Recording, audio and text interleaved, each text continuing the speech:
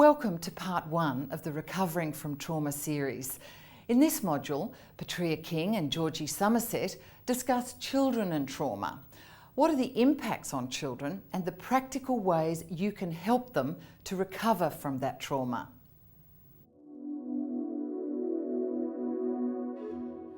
Welcome, Petrea. This is a wonderful chance to talk about children today and how they respond to trauma and how we can help them recover from the traumas that are occurring in their lives. I'm really excited to have this opportunity, Georgie, because we found it of such value when we did the webinars, and I'm sure this will be really useful for a lot of people who are suffering all kinds of trauma. Absolutely, and children are so precious. We had a lot of feedback from people who listened to the webinars about the practical tools and tips, and Yes. I think understanding, so how is it that children do respond to the traumas that are happening in their lives? Well, it can vary very much according to age and according to the child's understanding, but we often think children are oblivious to what's happening around them, and that's really not the case at all, and we make a great mistake if we're so consumed by our own distress at the time and we forget that children are all the time reading our posture, they're listening to the sound in our voice, they're watching for the signs in the people around them to see whether they should feel reassured or whether they should feel really frightened by it. And of course, most children don't have an emotionally rich language to be able to articulate what's going on for them. And so it's very likely to come out in behaviours. And so for some children, they may very well revert to previous behaviours like thumb sucking, even though they'd moved beyond that, or bedwetting, or having tantrums, or being much more clingy and anxious and fearful. So how can we help them have that emotional language too if a lot of adults don't have an emotional language? Well, that's exactly the issue, because sometimes the adults in the circumstance are so distressed by the change in the environment. You know, often with these natural disasters in particular, all of your usual reference points disappear. All of the usual rhythms of nature, of life, can completely disappear. And so it's very disorienting both for the children as well as for the adults. And if we're very preoccupied ourselves with our own distress, we can be oblivious because we see children playing outside one moment, but then maybe being very quiet, and we can assume that they're okay and that they're not taking any of this on board. But that's a great mistake. Children are very, very sensitive.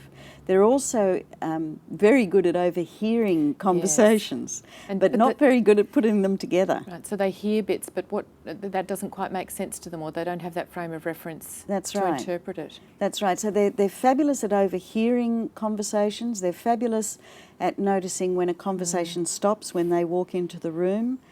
And this can give a child the sense that there's something so bad going on here that I'm not allowed to know about it. And in a child's imagination, that can get blown out of all proportion then. So it's really important. We'll address some of these very practical ways that we can inform children and without overwhelming them, and adjust that, of course, to the age. But so children show up sometimes in withdrawing, but they can also show up in really boisterous and angry behaviour and being really out of control. And if the parents are already feeling discombobulated by the experience that they've gone through, they can often find it very difficult to lay down some regular routines and some of the things that can be very helpful. Yes, and we'll talk more about those. But it's also about making sure the children don't take the responsibility and the blame, in a sense, as well, isn't it? So we'll cover that. But it sounds as though they hear, but they don't. We need to help them find that frame of reference to deal with emotions and feelings that can be overwhelming. Yes, and we'll certainly talk about how we can help children to do that when they don't have the language sometimes to be able to do it. So it's important to watch their behaviour and to really give them permission to have whatever the feelings are that they're having. See, it's actually very important for children to feel compassion. And funnily enough, you know, to feel compassion for people who are suffering is actually a really good thing for children to be able to do. Otherwise, they miss out on that opportunity of having their hearts open to other people who are suffering. And then, of course, the step beyond that is, how might I do something that can be helpful to ease the suffering for another person? And so we'll certainly explore that as well. But protecting children from trauma is not always the best approach. We all want our children to grow up, having happy childhoods and never being exposed to trauma. However, that's the reality of life. And it's more about how do we skillfully help children to deal with the traumas that they encounter so that they become more resilient in life. And so as they grow up and other things happen in their life, then they find that they can manage those really effectively because they haven't always been protected. And particularly for a lot of our families, they can't be protected because the things happen and they can't be physically removed. And so yes, they they're are right there in the and they thick absorb of it and they're part of that, what's going on in their lives, whatever sort of trauma it is. Exactly. And helping them to find that emotional framework. Yes. And there's a grief around, when the creek breaks its banks, or the frogs disappear, or the birds are no longer singing, or there's devastation everywhere. All of the landmarks are different. For children everywhere, and indeed for adults as well, but for children everywhere, this is a deep grief when they see the natural world completely destroyed, and it's very unsettling for children. And for adults, it's understanding that the children are feeling that deeply as well. It's quite easy to sort of suggest they go out and play, when in fact sometimes we need to lead them through understanding that they're deeply impacted by what's going on around them, even if it is an adult sort of response that's required. Yes. We need to help acknowledge that they've got those feelings. Exactly, exactly, and particularly too when there's been loss of life through a natural disaster. And sometimes the adults can be so preoccupied with their own grief. But this is something that's very scary for children to see everybody lose it around them. And so we'll also talk a little about how, we might need to closet the full force of our grief so that children don't see the devastation of our own grief, so that they don't become frightened by that. And at the same time, it's really important that we are able to shed our tears and to weep in each other's arms, and to demonstrate this for children, that it's okay to go to that place within yourself because you don't stay there. But when you're really deeply affected by grief, it can sometimes be quite useful to not give children the full force of your own grief, because they can find that very disturbing. It's like they've lost the natural environment. They may have lost people that they love, but if they don't want to lose you by seeing you completely disintegrate into grief. And we need to find ways that children can be amongst that grief in a healthy way.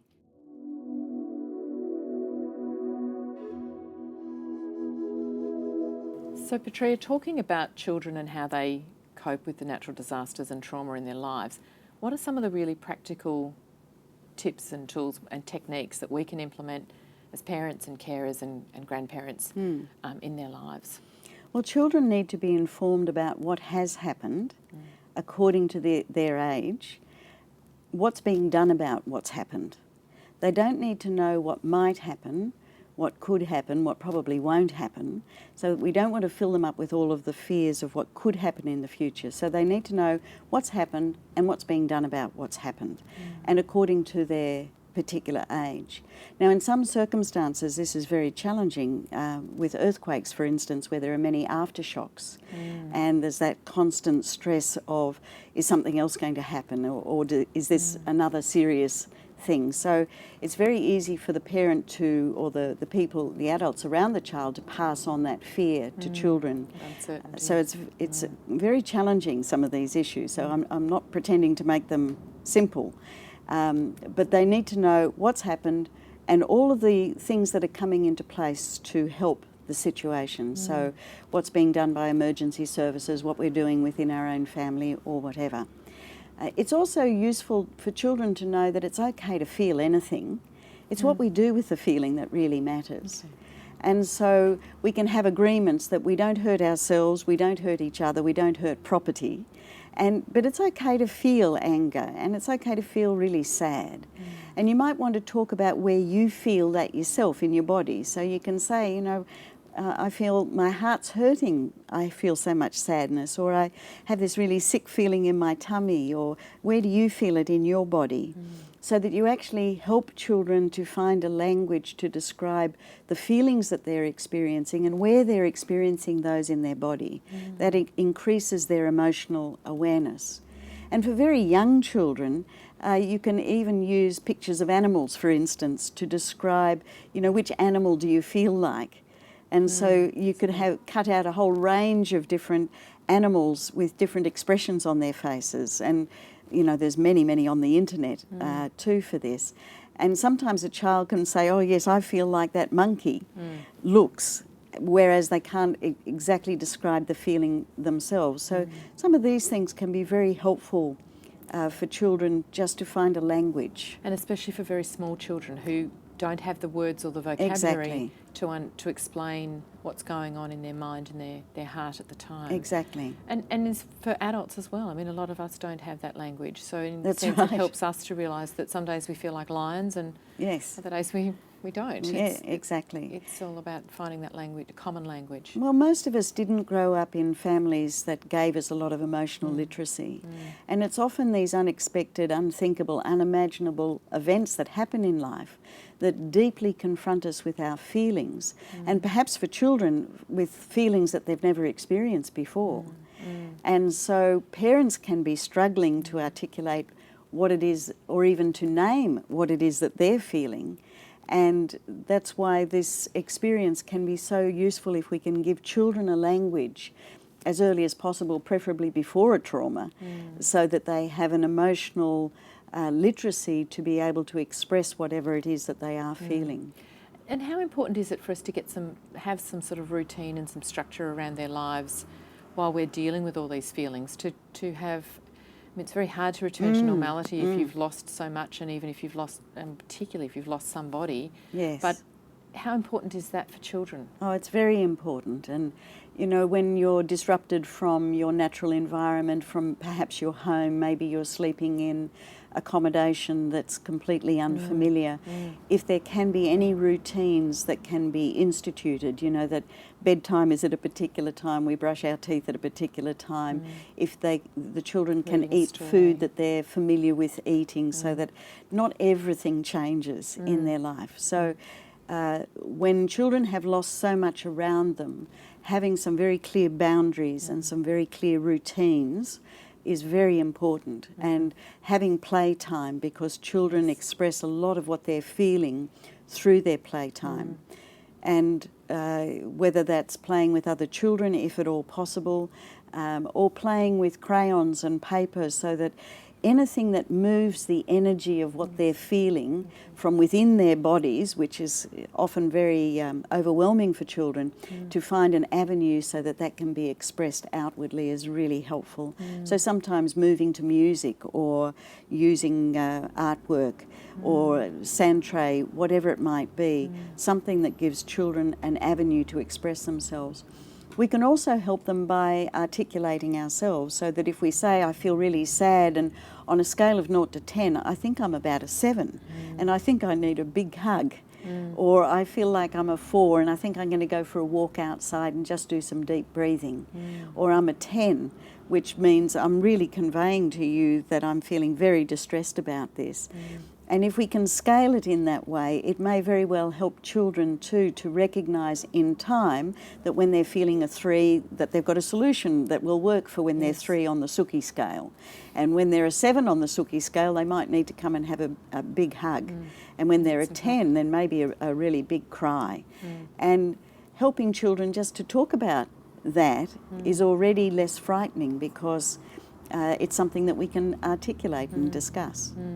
We were talking earlier about the impact that the physical environment has on children, and it's probably important at that time to sort of show them the things that are rebuilding, if it's been a natural disaster, Exactly. the leaves that are coming back, or the things that have been resilient enough to bounce back, and point those out to them and share some of that sort of getting out into the physical environment with them. Yes, because we're very connected unconsciously to our environment, and suddenly the frogs aren't singing.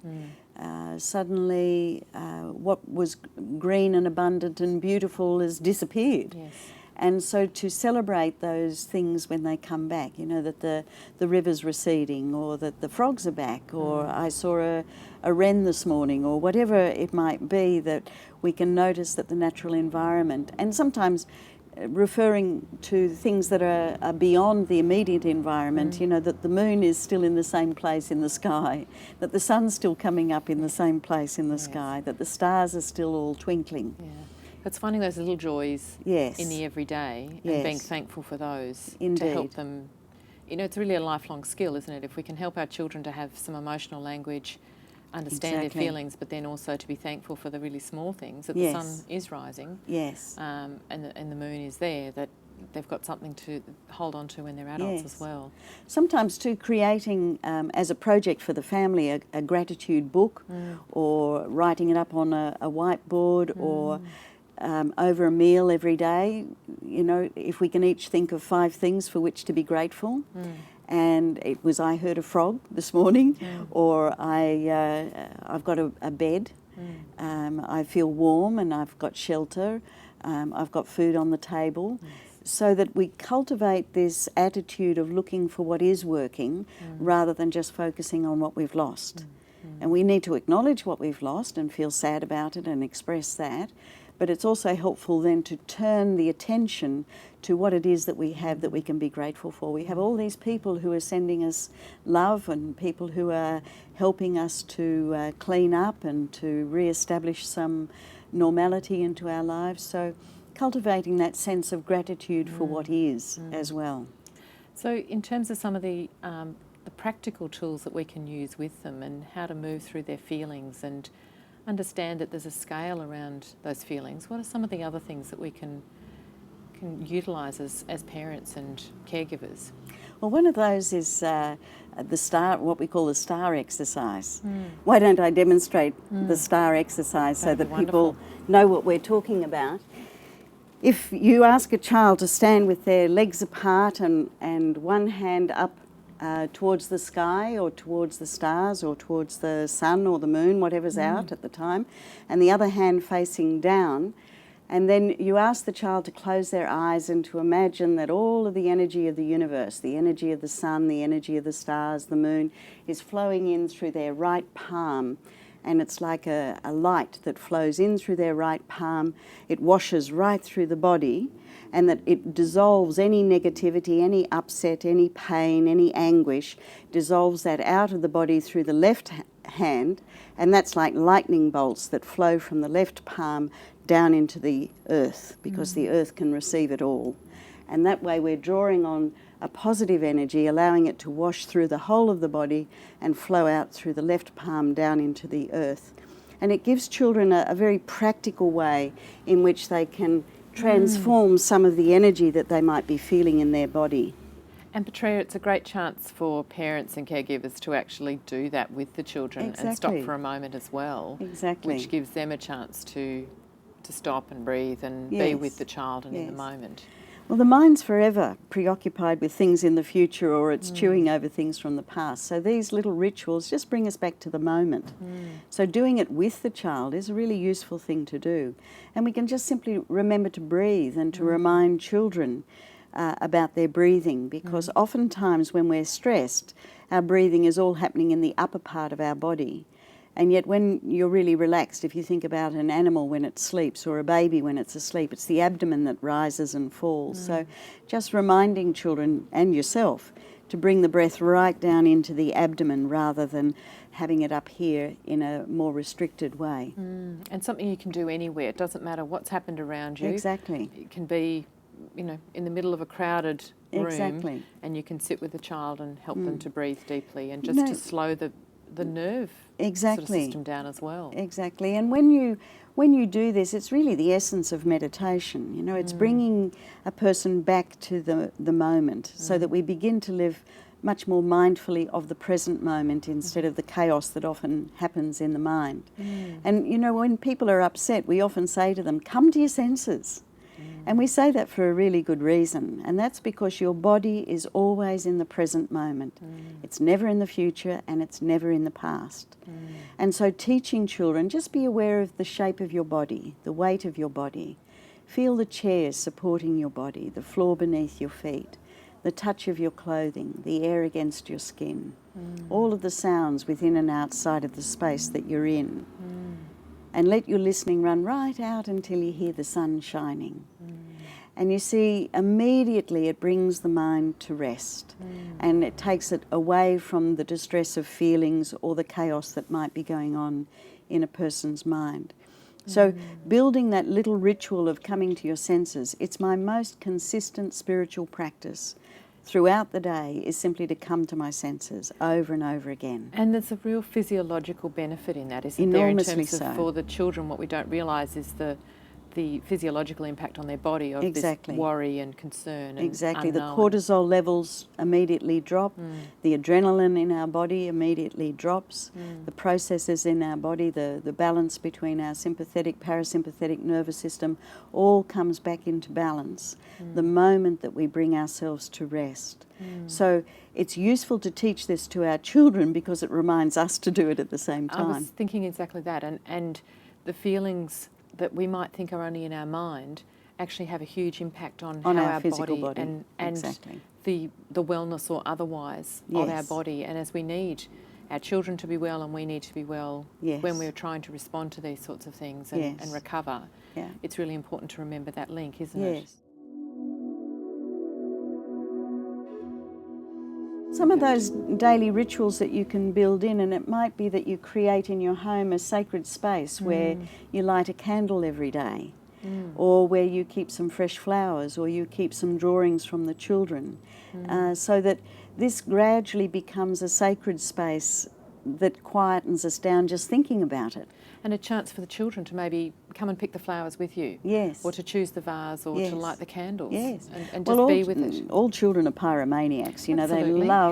they love matches. Yes. So you can teach a child the appropriate way, the correct way to strike a match away from the body, and keep your focus on the flame and bring it to the candle and bring it back and blow it out, so that you're actually teaching a child how to be safe around matches. But then that daily ritual of lighting the candle, and we'll talk about sending rainbows, which is a really lovely ritual of connection, that children can feel like they just made a difference instead of I just felt helpless and powerless. You can bring that in with the candle ritual as well as in the daily lighting of the candle. And the fresh flowers, I mean, I know over the years my children have bought me many flowers from the paddock. And to them, they're a thing of wonder and beauty. We might go and look for a rose or something special in the garden, but to find those little bits of wonder, it might just be a leaf, it might be a beautiful flower, but it might be a wildflower. Exactly. And to find those with them each day just gives you a focus point, doesn't it, of being together and doing something together. And it's also too about connecting with the spirit of the gesture, which is a gesture of love. And what might be a treasure to a child can often be overlooked as being completely unimportant by the adult. But to really be there for those moments when a child gives a gesture of love, and a dandelion is as beautiful as a single rose on a day like that. Absolutely. And when they're recovering, it's about learning to receive those gestures for us as well. So being in touch with the children and hearing them when we go through those, slowing down and being with them in the ritual. Rather than, oh, you know, that's just another thing to have to, now I've got to find a vase. You know, we can trivialise sometimes these great gestures of connection and reassurance and love that come from children by getting caught up in our own irritation or our own exhaustion or our own despair. Yes, absolutely. And with the feelings, what sort of scale are the feelings as they're going through this? Does it help, do the rituals help with? Yes, well, the mansion of emotion is a really useful tool for children and indeed for adults. And it's where, if you imagine that within our minds and bodies there's a mansion with as many rooms in it as there are feelings. So there's a sad room, there's a grief room, there's a happy room, there's a joy room, there's a despair room, there's a grumpy room. Whatever the feeling is, there's a room for it. And what meditation does, or those little practices of coming back to our physical body and getting in touch with the breath, in time it gives us the capacity to witness ourselves having the feeling rather than labelling ourselves as the feeling. So there's a very big difference between saying, I'm grumpy, than I feel grumpy. And so with the mansion, you imagine that you are this being of Patria, and right now I'm feeling grumpy. On a scale of 0 to 10, I might be feeling 6 or 5 or 4 or 10. It's not who I am, it is what I am feeling. So there are 3 steps to go through. The first is to identify the feeling. This is how it feels to be Patria feeling grumpy. This is how it feels to be Patria feeling sad. And sometimes, of course, it's several different feelings. It might be I'm feeling a bit of shock, a bit of confusion, a bit of fear. So sometimes we don't even know what the name of the feeling is that we're having. I was in my late 30s before I realised one of the feelings I lived with a great deal was impending doom, the feeling that something terrible was about to happen. And there was a very good reason for that, but oftentimes we don't even know how to describe the feeling. So the first step is, this is how it feels to be Patria, feeling whatever the feeling is. The second step is to give ourselves permission to feel that way. This is how it feels to be Patria feeling grumpy. It's okay to feel grumpy because it's fine to feel anything. It's what we do with the feeling that's important. And the third step is to feel it with awareness. So this is how it feels to be Patria feeling grumpy. It's okay to feel grumpy. This is how feeling grumpy feels for me. It's not who I am. It is what I am feeling. And there's actually a very big difference in that. And in time, that sense of your being, your consciousness, your awareness becomes your rock-solid reality. And you witness yourself moving in and out of these rooms all the time, knowing that they're not who you are, but they are what you are feeling. And for children, it's okay to visit those rooms. Exactly. You might stay there for an hour, you might stay there for a day, Yes. but then you might be able to go to another room. Exactly. So giving them that permission, in a sense, to feel those different things and to visit different rooms or be in several rooms at a time. And it reminds children that we don't stay in the one room. And so I often suggest to parents, write up on a whiteboard or on the fridge or somewhere or on a piece of paper, just write that rectangle and divide it up and put the names of various feelings in it. And then rather than ask the child what rooms they've been in that week, tell them which rooms you've been in. So on Wednesday I was in my grumpy room because I went to get something and it just wasn't there, and then the whole grief of what we've lost came back again, and I suddenly felt really grumpy, and on a scale of 0 to 10 I was about a 7.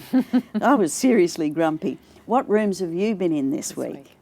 And then it gives the child the opportunity to either, you can have the pictures of the animals in the rooms if the child is very young. You know, which animal did you feel like? Yes. And how strongly did you feel that? Where did you feel that in your body? So you can help children to identify where they're feeling it in their body. Because all of these feelings show up in our body. So it might be that they're feeling it in their stomach, or that their chest is feeling tight, or they're holding a lot of tension in their shoulders or in their neck, or their jaw's tensed up, or their head's going to burst. Yes. And these are very useful things for life for children, because it helps them to identify what it is that they're feeling. And then the next step is to give them then a way of, when you're feeling a 7, how might you deal with that? You know, do you need to run to the back gate? Do you need to go and yell outside in a safe place where you can let off some of that steam? Because we've already agreed that you're not going to hurt yourself, you're not going to hurt anyone else, and you're not going to hurt property. Or maybe we need to sit and breathe. You know, Yes. Sort of different things will work for different children. Exactly. And I'm thinking too that this will help them relate to other children who might be around them who are also struggling to, Yes. but they might understand that their friends might not always be friendly because they're hurting in different parts. And so they might realise it's a language where you can say, well, maybe they were in the sad room this morning when you arrived and they just didn't want to talk to anyone while they're in the sad room. So I'm thinking that gives develop them some skills. compassion. Yes, that's a really important point, because you know, oftentimes when we're feeling a strong emotion, we think other people either should be able to understand that. I know when I had leukemia many years ago, I thought if they really loved me, they'd know what I'm feeling and they'd know what I need. Yes. And it's like, well, why would they know what I need? Why would they know what I'm feeling? And so most of us were not given a lot of assistance in growing up about how to express or even identify what it was that we were feeling. And in a sense, our bodies are amazing, that such a range of emotions and a range of physical things can be occurring, and yet to the outside world, we look the same and Well, we're the same isn't that person the- day in, day out. And so for Exactly. children, that's quite difficult and confusing. So giving them these skills, I think, Yes. is really critical. I think that's so true, because oftentimes people are just relating to your body. You know, you look well, which means please don't tell me how you feel. That's why we always say to people, do you feel as good as you look? Yes. Because it gives people permission to talk about how they feel, which may be completely at odds with how they actually look. And we need to do this with children as well, because to only relate to you as a physical body is to miss the point. And indeed it feels almost an abuse when someone only comments or interacts with your physical body without any inquiry about the being, the consciousness within that body. And so helping children to have more compassion for people who might look fabulous but might be feeling awful. And to be able to talk about that with children. You know, that sometimes when you're grieving, you look the same on the outside, but you can be feeling so sad on the inside. And so it's really helpful if you can let me know, how sad are you feeling today? Or, and it's fine to laugh one moment and feel sad the next. It's all fine to acceptable. feel anything. It's what we do with our feelings that's really important. And to give them some resilience to build up others that are around them, particularly Yes. at these times. Yes. Because children do have a wonderful way of communicating, not only with other children, but in sometimes seeing beyond the body and seeing what's going on in the heart. And indeed, in many classrooms, they're using the mansion of emotion as a way of helping children to be able to identify some of the feelings. In some classrooms where OH&S allows it, they're doing daily lighting of candles, they're doing sending rainbows to places of distress or people who are in distress. So some of these techniques are being incorporated into the classroom. And on our website, there's always some practices that help children just learn the very basics of meditation. So people are always very welcome to download from the website how to teach those simple practices from preschool right the way through, just to help children to come into their bodies, come into the present moment and be in touch with the breath. Because the other thing for children, Petrea, is that sometimes it doesn't have to have happened to them physically for them to Yes. be affected. That I've noticed that children really get impacted by what happens in other parts of the world, and some children feel very deeply Yes, about what's happened even though it's not their personal space. exactly. And that can be quite difficult for parents, I think, to understand the impact of those sorts of things. And Yes. so in the school, to have them dealing with that's a wonderful move. Exactly. And that's what we've found when children collectively in a classroom are given the permission or the opportunity to send a rainbow to somewhere in the world, and you ask children, each child has an opportunity, each day, Mary, where would you like to send a rainbow to today? And you begin to hear what children are preoccupied with, and they'll say things like, well, I want to send it to all of the animals who were affected by the bushfires, or I want to send it to the children in Turkey after the earthquake, or I want to send it to Christchurch or wherever any of these disasters have happened. And you think, how did this 4-year-old even hear about That's right. this? But you see, children are marvellous at overhearing things.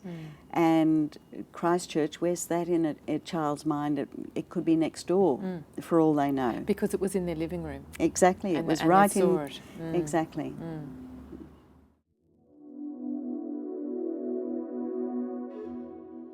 Well, this came about through an experience with my own children many years ago when they were very young. And my son was having terrible nightmares, and I took to wrapping him up in a rainbow every night.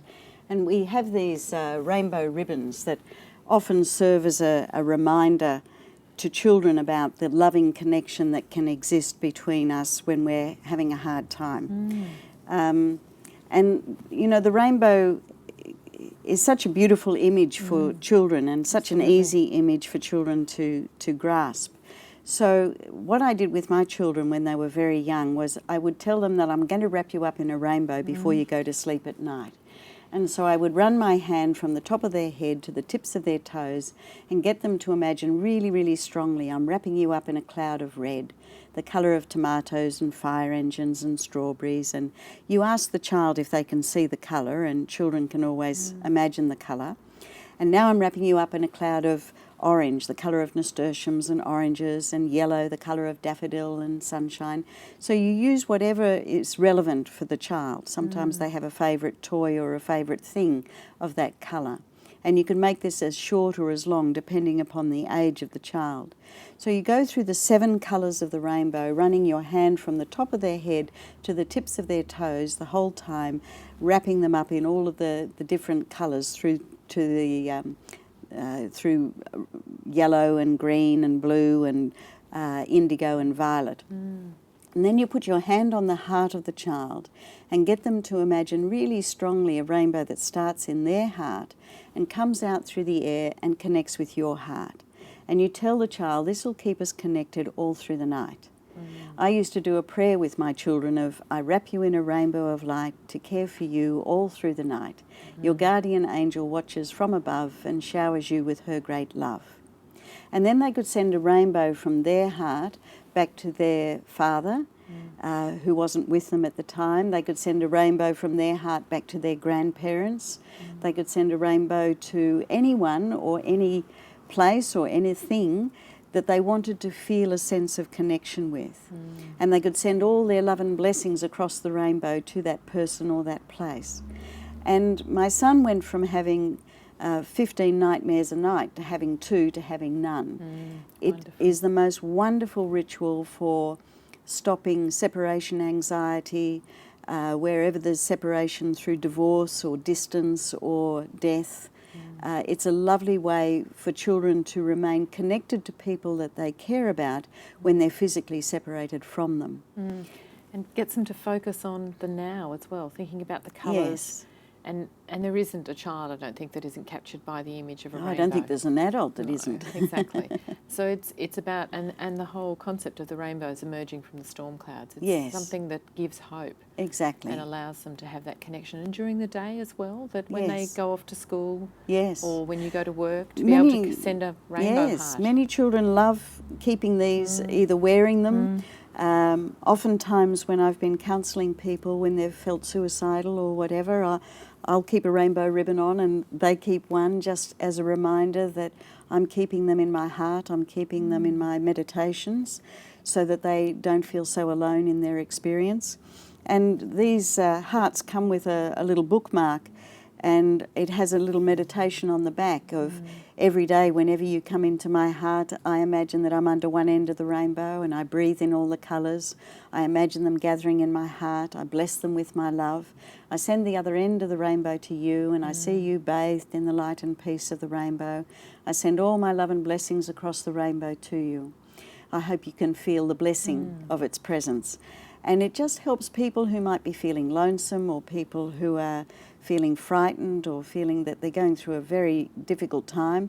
We have lots of young people when they're doing the HSC who've all got their rainbow ribbons in their pockets, if not on their wrists. But it serves as a reminder, a visual reminder that we are connected through love and that we might not always know what to do, we might not always know what to say, but we can always send a rainbow. And this gives children a practical, tangible thing to feel like rather than I felt helpless and powerless to do anything, I actually made a difference.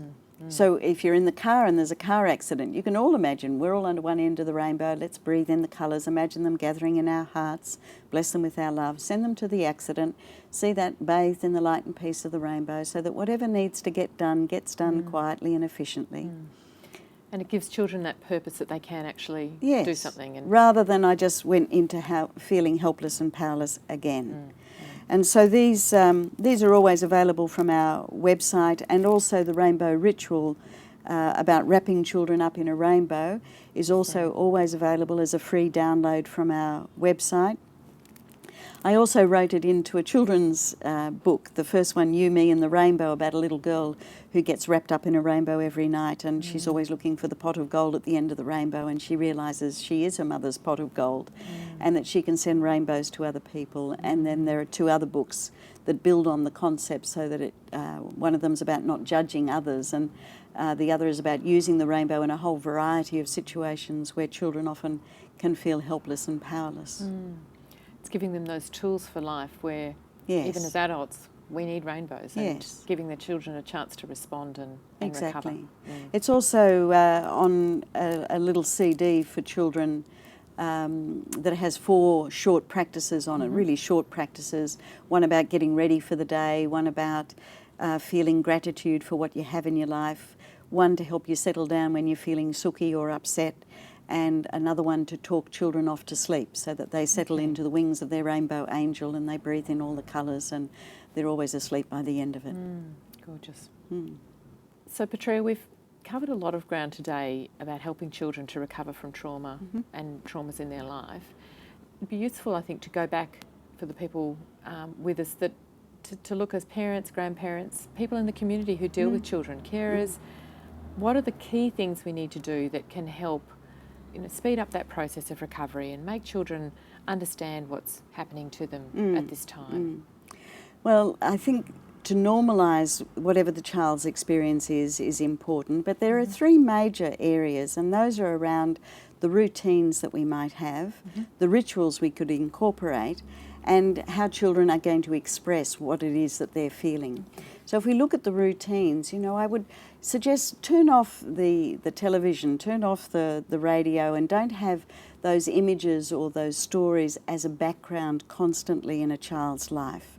If you need to watch the news, do it once a day or do it when the children aren't around, rather than have that just level of distress going on in the background. And some of those routines that we talked about bedtime at the same time every day, brushing our teeth, whatever it might be, that we get to play at this time and then we come in and we do something different, so that there's a regular routine throughout the day. The same routine of we're eating the same food that we normally eat at the same time, and we're having the same habits. We're sitting at the table together, or we're eating together rather than now eating out of a can at the sink. That we have some of these daily routines in a child's life, very important. And the rituals that we talked about of lighting candles or sending rainbows or certainly being wrapped up in a rainbow every night, some of these things that become the daily touchstones for children, that this is what's going to happen. And they tend to speak to the heart and not so much about the head. So things that really bring children into their hearts, into their bodies, are really, really useful. And then the third aspect is creating opportunities for children to express whatever it is that they're feeling, letting them know that it's okay to feel whatever it is, so long as we don't hurt ourselves, one another, or property. So how are we going to express some of this? And some of that will just come out in play, and some of it will come out in more structured activities like drawing or playing in a sand pit or down by the dam or whatever, where they're actually doing things to get that energy of whatever it is that they're feeling moving, rather than just having it stay stuck within their bodies. They're wonderful tips, and it's been a real pleasure to have those insights into how we can help children to speed up their recovery process, no matter what the trauma is. So thank you, Petrea. You're very welcome. Thank you.